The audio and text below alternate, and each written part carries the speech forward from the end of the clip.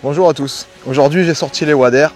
C'est pas pour aller ramasser les champignons, mais c'est pour aborder avec vous une nouvelle partie de pêche. Donc je vous amène cette fois-ci sur les berges du lac Auduc à Plohermel pour un entraînement en prévision de la première nationale feeder, donc un championnat de France. Donc je suis arrivé assez tôt ce matin. Il faisait même beaucoup trop tôt. Il faisait complètement nuit. J'étais tout seul. On a pu observer le ciel, les étoiles, entendre les oiseaux chanter, se faire attaquer par quelques chauves-souris. Et je suis maintenant du coup installé, prêt, j'ai sondé. On va voir tout ça ensemble. Et puis j'espère qu'on va passer une belle journée de pêche, attraper plein de poissons. Et puis voilà, bienvenue en Bretagne. Bon, le lac de Plohermel, c'est un lac qui est assez peu profond. On va dire qu'on part d'environ 80 cm au bord dans les berges, dans les zones à peu près pêchables. Et ça peut aller jusqu'à 2,50 m, 2,60 m.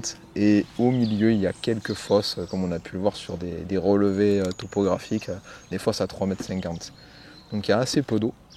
Par contre, il y a deux types de poissons, même trois types de poissons à pêcher, j'ai envie de dire. Donc il y a les premiers poissons, c'est les poissons qu'on va retrouver sur la bordure. C'est donc assez près du bord, entre 15 et 25 mètres. C'est des poissons de style gardon, hybride, petite plaquette. Sur certains secteurs, peut-être que les brèmes rentreront au bord, on verra, mais ça sera un peu la surprise. Il y a des plaquettes à prendre un peu plus loin, essentiellement des poissons de 100, 300, 400 points de ce que j'ai pu voir. Et puis il y a les fameuses légendaires grosses brèmes de 2 kg, 1,5 kg, 2 kg, que pour le moment on n'a pas vu. Donc j'ai décidé de faire deux types de bacs pour l'occasion. Je vais pêcher deux coups. Un coup justement dans cette zone des 15-25 mètres et un coup plus loin sur une zone que j'ai sondée qui me semble à peu près propice. On verra après en détail la technique du fond que j'ai choisi. Donc deux bacs, un bac pour le bord avec une amorce, on va dire, composée à 50% de Sonubait Black Magic, donc naturel. C'est une amorce qui est, on va dire, faite en particulier pour pêcher les gardons, qui est pleine de particules. Et j'ai introduit dedans deux parts de 50% de Sweet Skimmer. Voilà. Pour le large, pour cibler les gros poissons, c'est une amorce qui est carnée. Donc c'est de la Banofi que j'ai mouillée à raison de 3 parts, avec une part à l'intérieur de F1 Green, une amorce verte. Et ça donne une amorce qui a à peu près une couleur vaseuse qui se rapproche assez bien de la couleur du fond sur certains endroits. Donc c'est deux approches complètement différentes. C'est des amorces que j'ai mouillées la veille pour les rendre inertes parce que c'est un plan d'eau qui est soumis à des gros contre-courants. Très peu d'eau, beaucoup de vent, donc beaucoup de contre-courants. Donc j'ai fait le choix de mouiller en avance pour plaquer les amorces sur le fond et pour éviter que les particules partent de partout. Et j'ai avec moi de la terre. C'est une terre de rivière, on va dire un peu claire. Donc qui est une terre lourde et qui va un petit peu fumer et qui va me permettre peut-être de redéclencher des touches sur le coup de bordure. Voilà, je pense qu'avec ça, j'ai de quoi aborder ma pêche de la meilleure des manières. Et après, à l'intérieur, bien sûr, je vais y introduire différents types d'èches. On verra ça au moment juste avant l'amorçage, lorsque je préparerai mes appâts. Bon, on va pas tarder à procéder à l'amorçage. Comme je le disais, je vais amorcer deux coups. Je vais commencer par celui du bord, avec ma canne en 3,70 m. Donc c'est une Akos Ultra XD, comme j'avais déjà dit dans des précédentes vidéos, qui est assez costaud pour envoyer des grosses cages d'amorçage. Donc sur le coup du bord, on a vu tout à l'heure les amorces que je vais utiliser. Ce sera l'amorce qui est plus ciblée pour les gardons. Donc, je vais en profiter pour préparer mes èches. Donc là, j'ai quelques gozer morts. C'est le moment d'enlever un peu ceux qui flottent. Hop là. Donc les gozer morts, je vais les privilégier pour le coup du large dans les cages d'amorçage de départ et dans les cages de pêche. Pour le coup du bord, ce sera plus des pinky.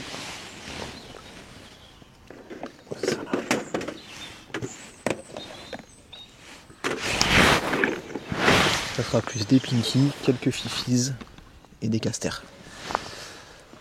Alors, sur une chat, on est arrivé 2 heures avant que tout le monde au bord de l'eau, mais au final, pour de tchatcher, on n'est pas prêt. Donc là, je mets mes 2 types d'amorces dans 2 bacs différents et on les mélange pas forcément.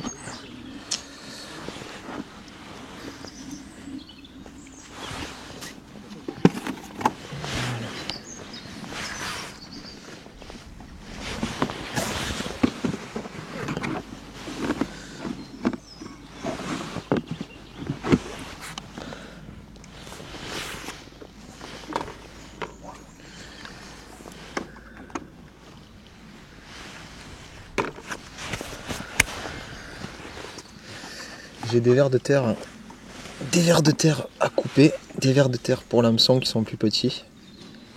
Donc pour couper, c'est des dendros, on les connaît. Je vais en couper une coupelle pour démarrer. Ceux-là, pareil, je vais les privilégier pour le coup du large, pour essayer de sélectionner des gros poissons si possible. En fonction de l'évolution de la pêche en bordure, je ferais peut-être ramener à en mettre, voir si c'est plus des plaquettes qui rentrent, des brèmes ou autre chose que des gardons, bien que les gardons aiment les vers de terre. Mais bon, vu qu'on est limité à 1 demi-litre pour la manche, j'aime bien attendre un peu avant d'en mettre de partout, parce que c'est souvent en compétition qu'on peut être amené à mettre un gros demi-litre sur un coup pour garder les poissons en activité. Il suffit parfois d'une paire de cages lancées sans verre pour que la pêche s'arrête complètement, c'est impressionnant. Donc je les coupe avec des tronçons, on va dire, en tronçons légèrement petits, pas des gros tronçons. Ça fait du jus, ça fait des morceaux.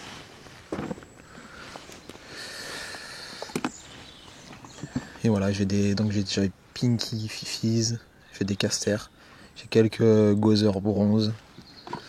Donc le gozer bronze, c'est comme leur nom l'indique, c'est une couleur orange un peu cuivrée. Donc des fois à l'hameçon ça peut faire la différence. Les fameux gozer rubis, bon ça tout le monde connaît. Et ça c'est pas mal ça les fifis. C'est tout petit. C'est dur à piquer à l'hameçon, c'est super dur. Ça tue bien. Mais ça fait du nombre au fond de l'eau, ça permet aux poissons de fouiller. Je pense que j'ai fait le tour, bon, quelques vaseux, j'ai un peu de maïs. Et il y a déjà bien assez pour commencer la pêche. Donc on va se mettre à se préparer. Regardez l'heure qu'il est.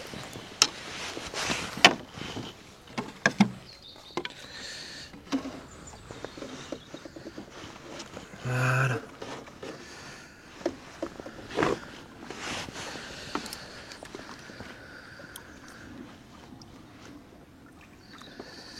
Bon ouais, c'est parti, on y va.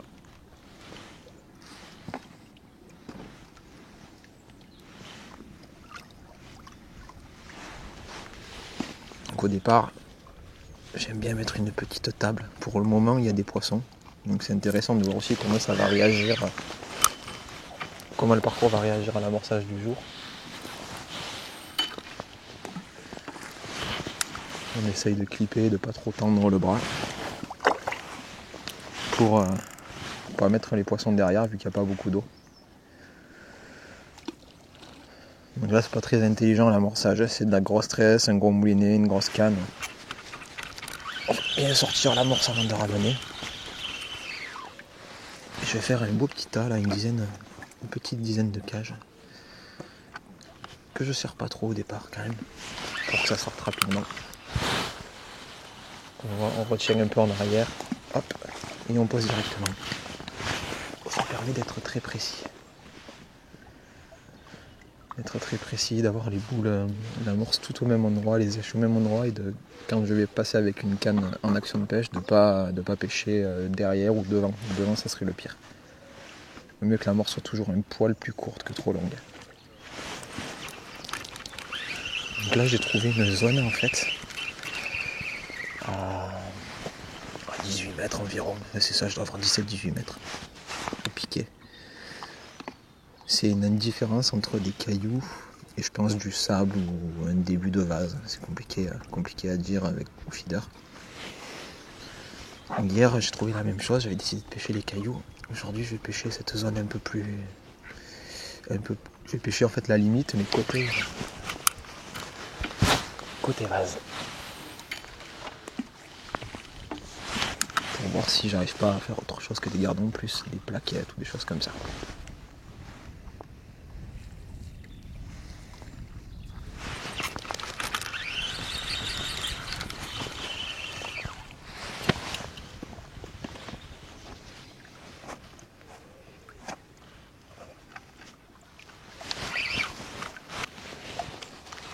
Moi j'ai posé une dizaine de cages au bord. Je suis en train de finir de poser une dizaine de cages à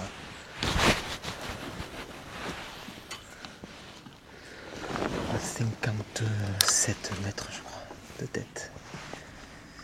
J'ai 14 tours, un peu plus, ouais c'est ça. 57 mètres.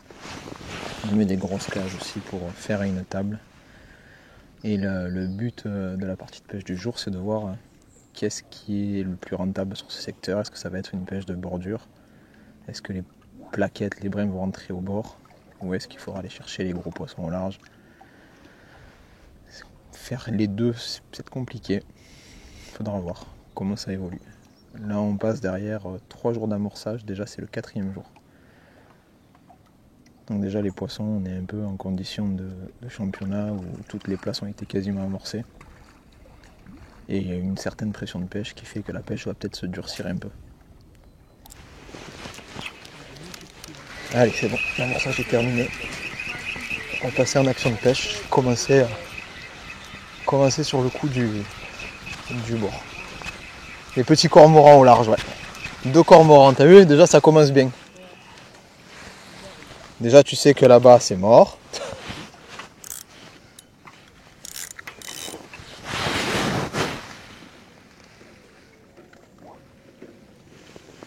Allez, c'est parti.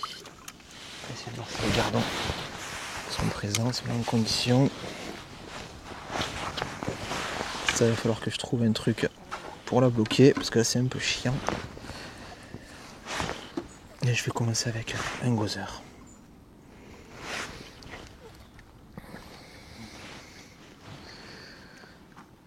Donc là, j'ai des petites cages feeder matrix plombées latérales. Donc 15 grammes pour commencer.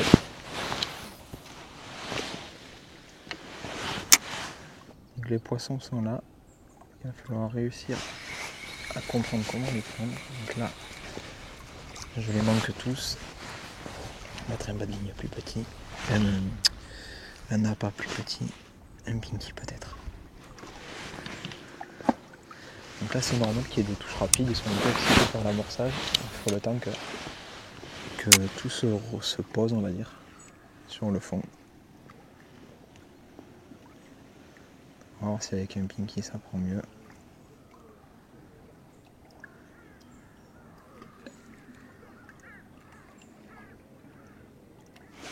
Voilà, un pinky. Ça fait une retouche. Et c'est parti.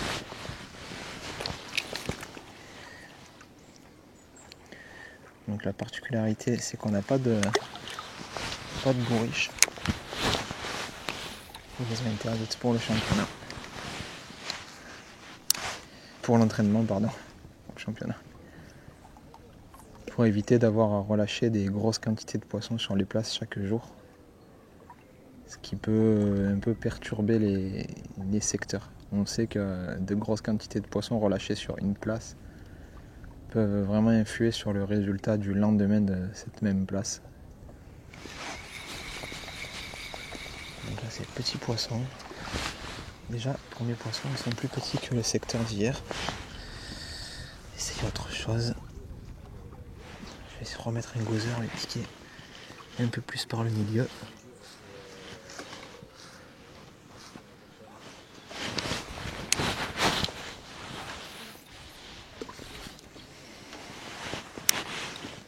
Donc là j'ai un support avant lisse qui me permet vraiment de vite poser la canne, vite la sortir, la faire glisser pour des aguichages. J'ai retourné les ailettes vers le bas pour pas qu'elles me gênent.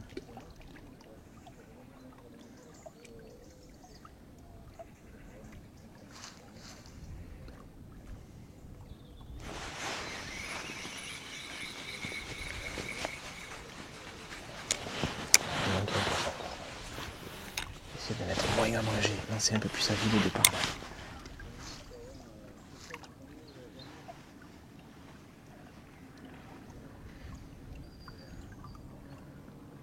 Je vais attendre que les poissons se déposent, se reposent, se posent au fond et ne bougent plus.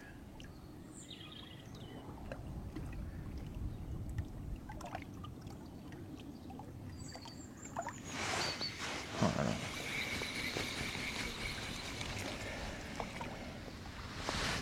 Il y a eu un concours de pêche dimanche et on est venu le voir avant de commencer à s'entraîner. C'était un peu le problème qu'il y avait sur ce secteur. C'est qu'il y avait beaucoup de poissons décrochés, je trouve.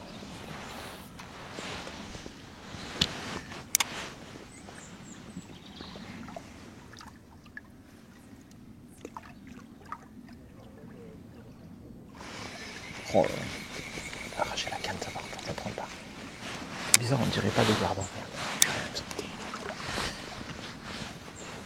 On dirait pas des gardons.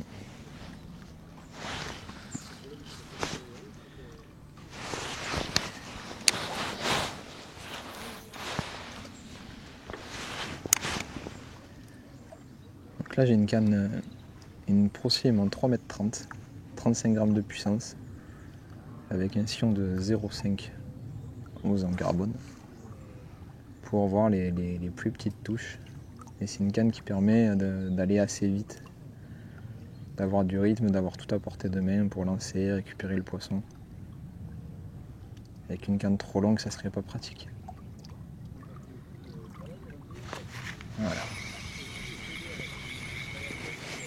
Si vous pouvez tendre à la bannière un peu pour avoir plus de réussite et mieux voir les touches.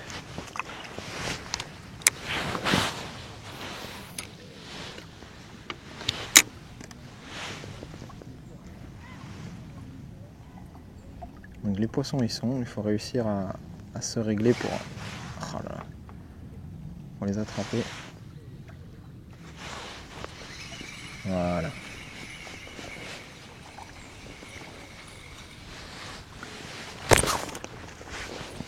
Donc c'est des gardons simplement.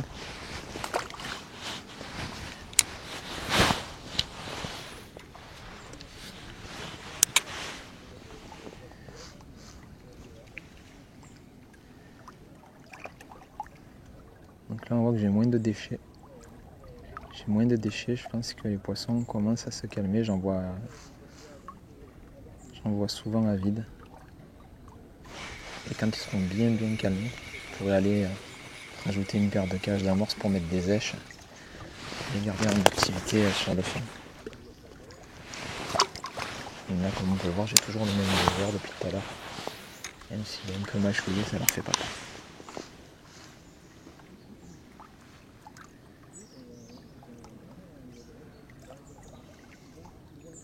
Tellement une masse de poissons qui est tellement grande que dans l'excitation ils arrivent à prendre des éches qui sont déjà à moitié sucées.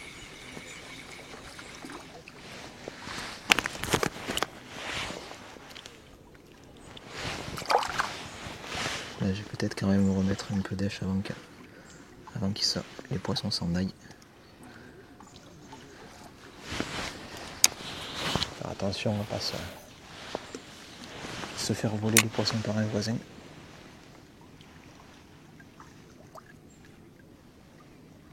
C'est pas un championnat, mais on se met un peu en condition, même à l'entraînement, pour essayer de voir de quoi on est capable toujours.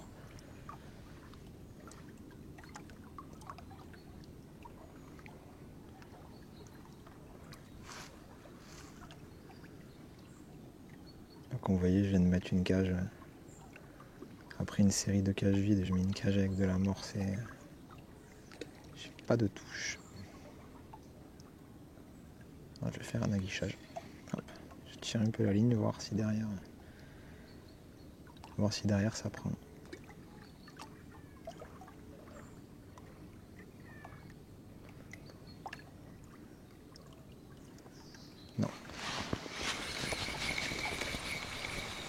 c'est vite. Ah.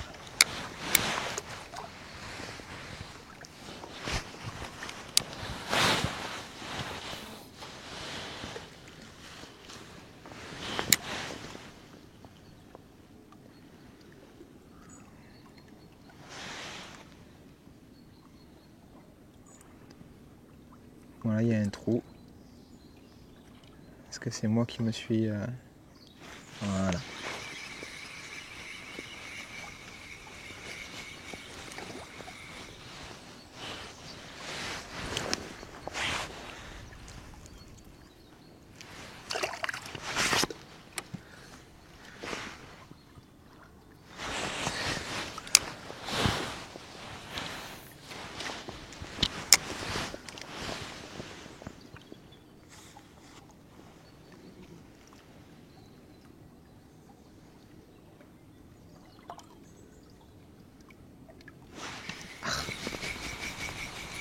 Ok.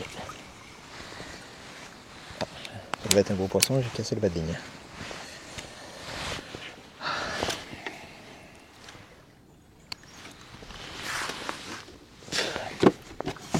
Je vais essayer de grossir, justement.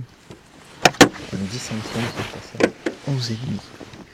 Voir si j'ai autant de touches ou pas. Parce que le problème quand on pêche en tresse et qu'on a un beau poisson, une surprise, c'est qu'il ne faut pas ferrer comme un dur parce qu'on a des gros risques de casser et décrocher les poissons. Donc il faut y aller, il faut essayer de trouver un juste équilibre de ferrage pour pouvoir pêcher assez fin tout en sortant les poissons tout simplement.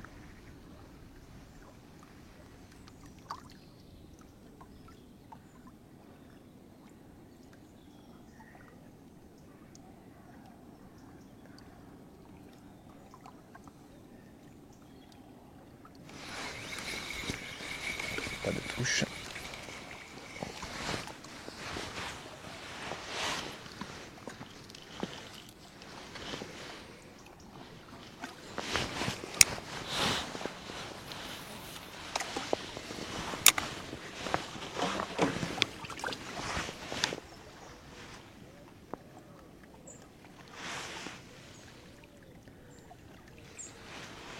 Voilà, c'est bien ce que je pensais. C'est que le ferrage d'avant c'était un poisson qui était un peu plus joli.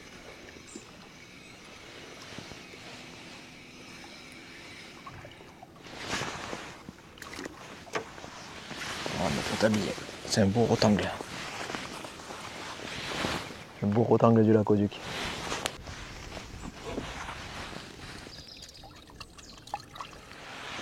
J'ai un trou. Ça a été flagrant hier aussi, c'est qu'il y a des passages de gardons, de rotangles, et qui ne tiennent pas.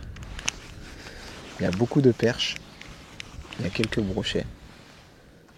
Et il faut essayer de jongler avec ça pour trouver des solutions pour garder un rythme à peu près correct sans être embêté par justement tous ces carnassiers.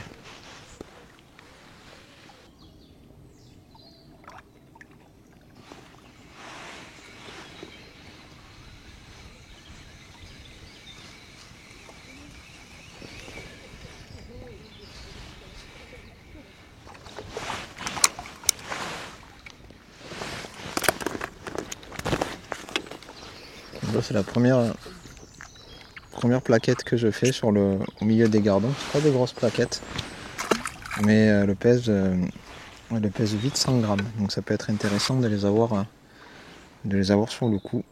Et on va voir s'il y en a d'autres.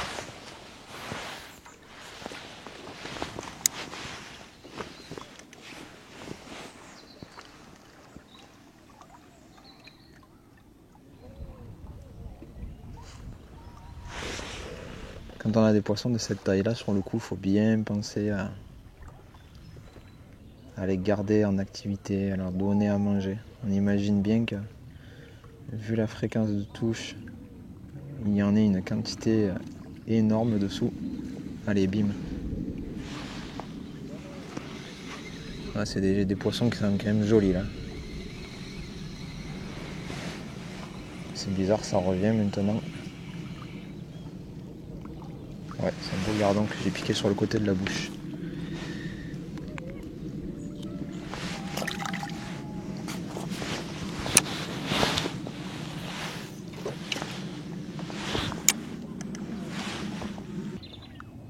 Pour trouver le but de cet entraînement, justement, c'est de trouver le juste équilibre entre qu'est-ce que je mets dans chaque cage, combien de fois je lance à vide.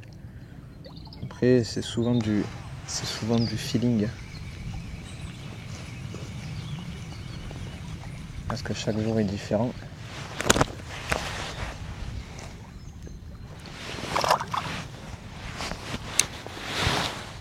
Et en tout cas, ça permet de se donner une idée pour le jour J.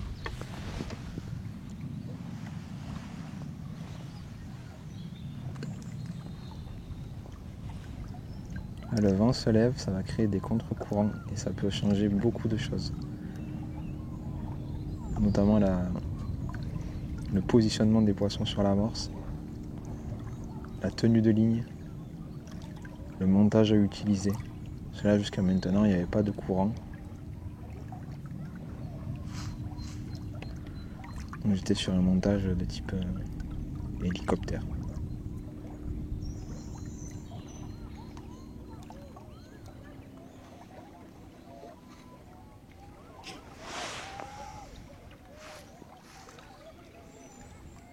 Voilà, j'ai lancé la vide.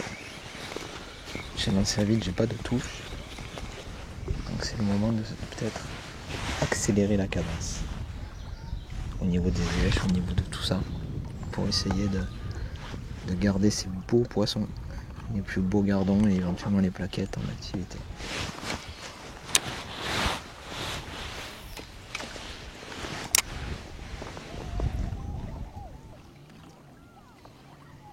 Il y a vraiment un gros trou, j'essaye d'apporter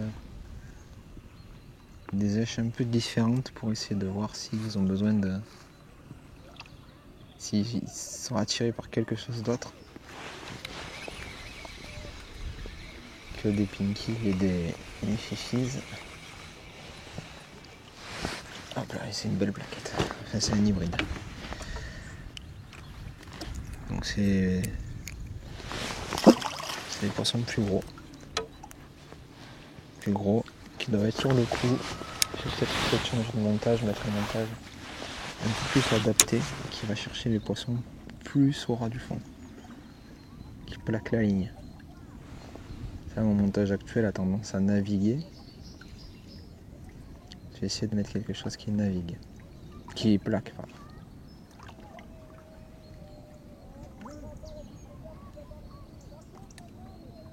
On le voit, j'ai des belles poissons sont revenus quand même.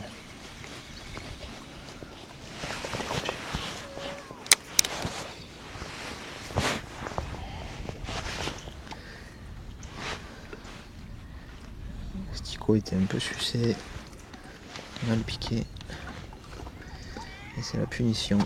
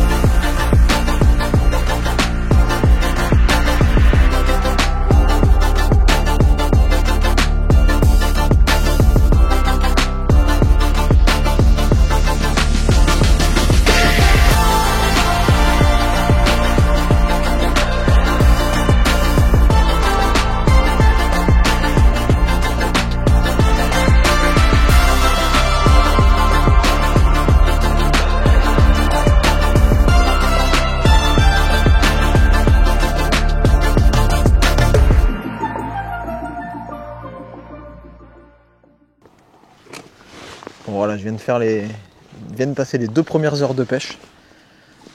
On a bien vu que c'était une pêche de rendement, une pêche mécanique au bord.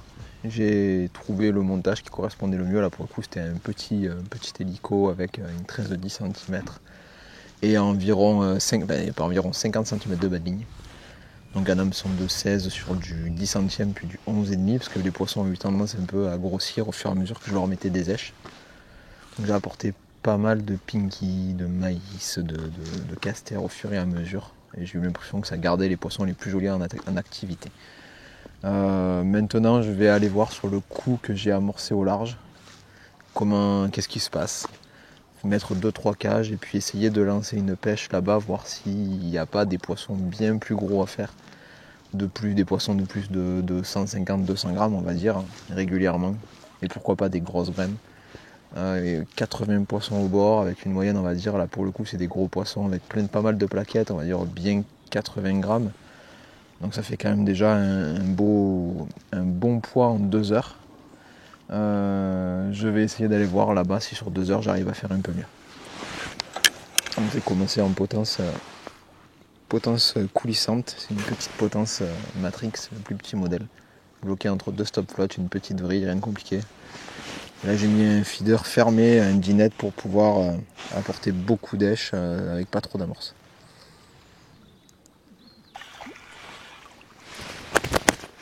Bon, le premier poisson, une plaquette. Elle n'est pas plus grosse que celle que j'ai prise au bord. Mais on va voir si en accoutumant un peu les poissons là-bas, enfin en mettant un peu d'èche régulièrement, en faisant un peu de bruit de par l'impact du feeder avec l'eau, on arrive à faire venir des poissons plus gros qui apparemment peuplent ces eaux.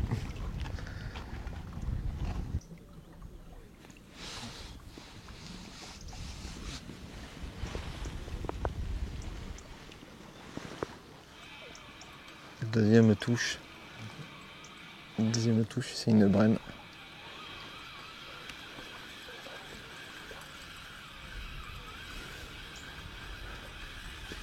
C'est quand même la preuve qu'il y a, par rapport à ce que je disais tout à l'heure, 2 types de pêche à faire. Après, il faudra réussir à déterminer quoi faire. Faire les deux, ou faire une seule et oser prendre des risques. Et là, au 2e jour d'entraînement, plus un jour d'observation, je suis incapable de le dire.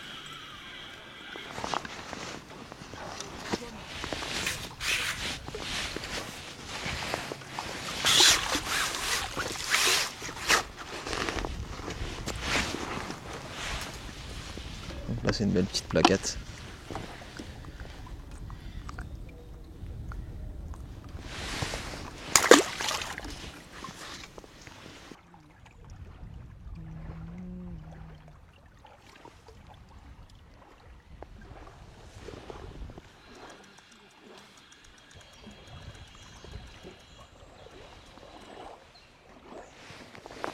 Il est là le carpeau.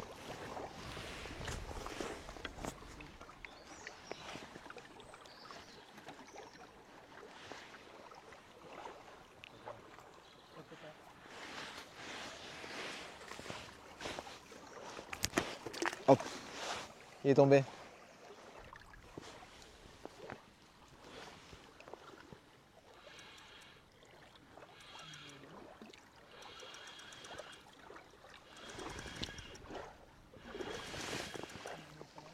Ouais.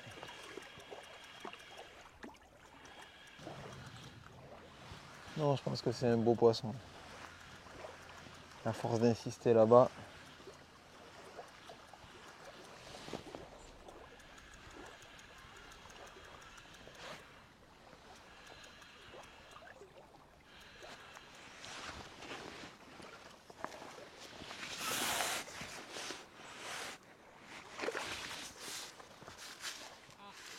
Elles sont là.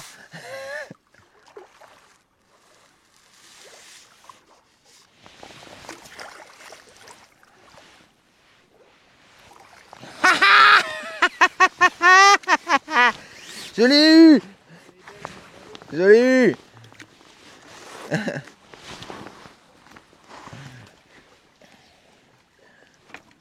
Je l'ai eu ma brème de la... J'allais dire de la Rao. C'est pas la Rao ici les gars. C'est la Lacoduc. Ça voilà, ça pèse. Bon voilà, la partie de pêche va toucher à sa fin.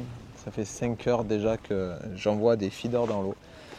Et comme vous avez pu le voir, j'ai décomposé en 2 parties cet entraînement. Dans une première partie pour voir au bord un peu comment prendre tous ces gardons, toutes ces plaquettes rapidement. Et une seconde partie où je suis allé un peu explorer le large.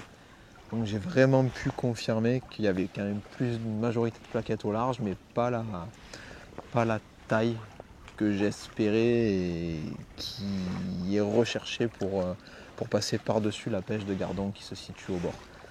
Je pense que pour le moment sur ce secteur, c'est quand même plus judicieux de pêcher le coup de 18-20 mètres pour avoir du rendement et essayer de faire une belle bourriche.